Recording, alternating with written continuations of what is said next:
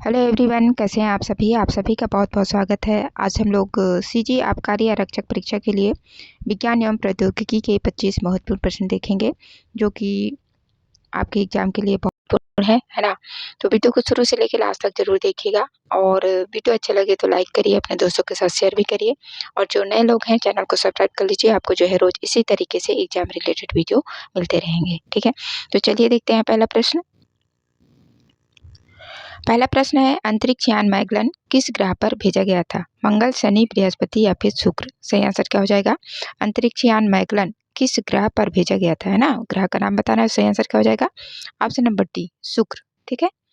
अगला question, question number 2 है, उपग्रहों के प्रक्षेपण में भारत द्वारा विश्व रिकॉर्ड स्थापित किया गया। इस संबंध में क्या सही नहीं है ना। क्या सही नहीं है? जो सही नहीं है उसको बताना है। ए है, भारत द्वारा एक ही मिशन में 104 उपग्रह प्रक्षेपित किए गए। बी है, इस मिशन में 103 सहयात्री उपग्रह तथा एक कार्टोसैट 2 श्रेणी का उपग्रह था। सी है, PSLV C-37 प्रक्षेपित किया गया। और डी है, प्रक्षेपित सभी उपग्रहों में भारत के उपग्रहों की संख्या सबसे अधिक थी। तो जो सही नहीं है उसको बताना है। तो इसका जो सही आंसर है ऑप्शन नंबर डी है, प्रक्षेपित सभी उपग्रहों में भारत के उपग्रहों की संख्या सबसे अधिक थी, है ना। ये गलत है, इसीलिए ये हमारा आंसर है ना। बाकी ए बी सी तीनों कथन जो है सही है। भारत द्वारा एक ही मिशन में 104 उपग्रह प्रक्षेपित किए गए। इस मिशन में 103 सहयात्री उपग्रह तथा एक कार्टोसैट 2 श्रेणी का उपग्रह था, और PSLV C-37 प्रक्षेपित किए गए, ठीक है ना। तो ये तीनों कथन जो है सही है। गलत है, प्रक्षेपित सभी उपग्रहों में भारत के उपग्रहों की संख्या सबसे अधिक थी। Option number D. अगला क्वेश्चन, क्वेश्चन नंबर 3 है, भारत ने पहला भूमिगत परमाणु विस्फोट कहाँ किया? पोखरण, थुम्बा, नरोरा या फिर कोटा में? तो सही आंसर क्या हो जाएगा? भारत ने जो है अपना पहला भूमिगत परमाणु विस्फोट कहाँ किया? पोखरण में, ठीक है। Option number A.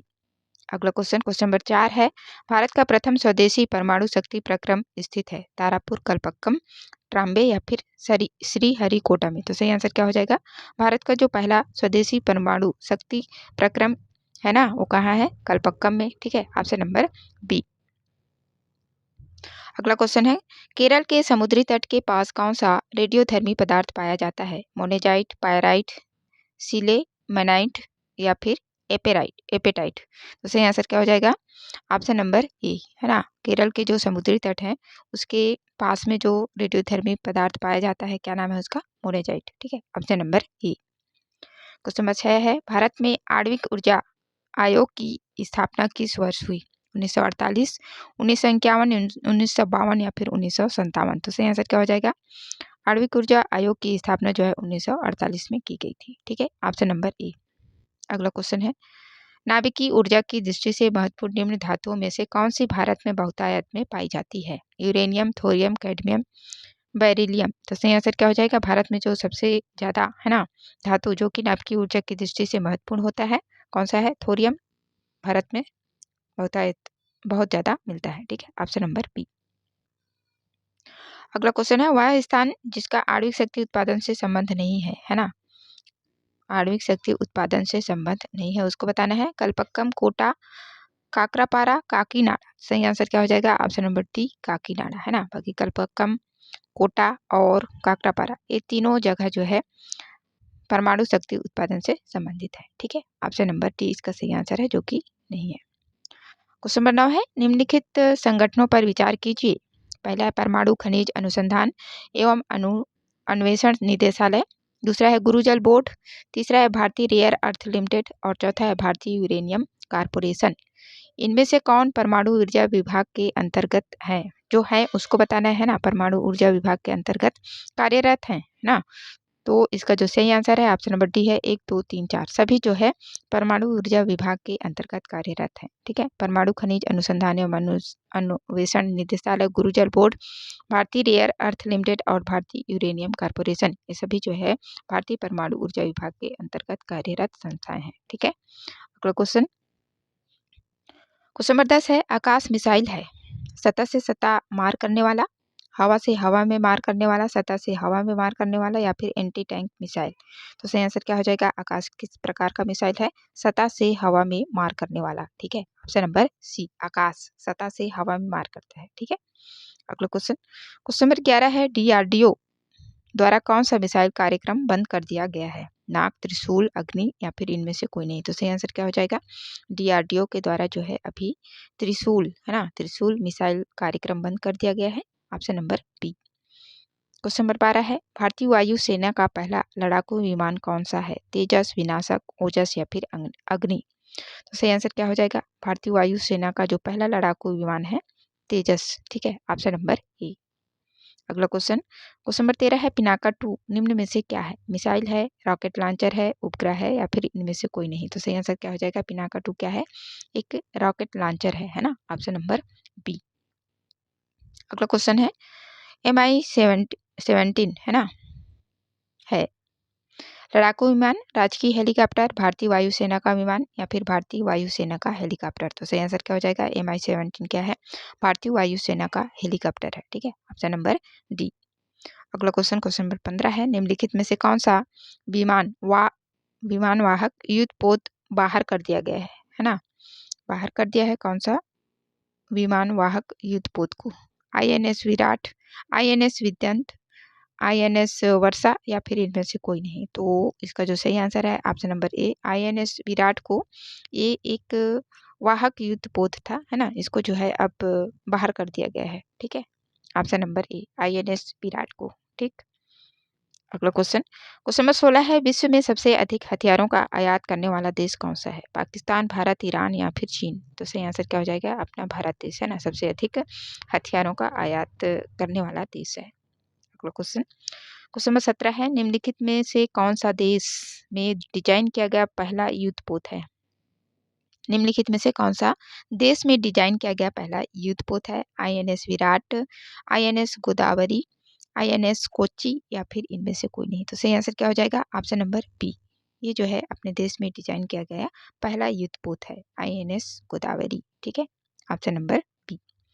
अगला क्वेश्चन है, क्वेश्चन नंबर 18, STT-40 क्या है? लड़ाकू विमान है, यात्री विमान है, प्रशिक्षण विमान है या फिर इनमें से कोई नहीं। तो सही आंसर क्या होगा?